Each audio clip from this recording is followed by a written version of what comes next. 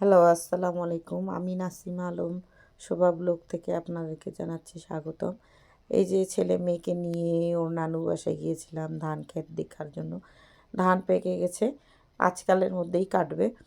তো কি সুন্দর মনোরম পরিবেশ, ঠান্ডা ঠান্ডা। তারপরে এই যে ঢেঁকি শাক দেখলাম, ঢেঁকি শাক বললাম যে একটু তুলি। তো ছিল না, কয়েকটা ছিল। তারপরে হেঁচা শাক, ধান খেতে দুই ধার দিয়ে অনেকগুলো হেঁচা শাক হয়েছে। তো আমি, আমার ভাস্তি, আমার আমার মেয়ে, আমার ছেলে গেছিলাম, একটু হেঁচা শাক নিলাম আলু শুটকি দিয়ে, অনেক মজা হয়। তো আপনারা খান কি না জানি না, তবে যদি খান ভালো লাগে তাহলে কমেন্টে জানাবেন।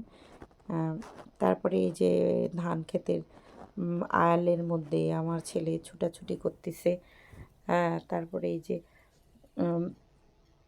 কাশফুল, কাশ কাশ নাই, কাশফুলগুলা গোড়া থেকে ফুল ফুটে আছে, ওখানে ছবি তুললো আমার ছেলে মেয়ে। এই যে নদীর ধার, বিসিকে সামুন থেকে পিছনে, এটাকে কি বলে, এই ছুটাছুটি করতেছে। আমার এই জায়গাটা অনেক স্মৃতি আছে, ছোটোবেলায় মাছ ধরতে যাইতাম ভাইয়ের সঙ্গে। তো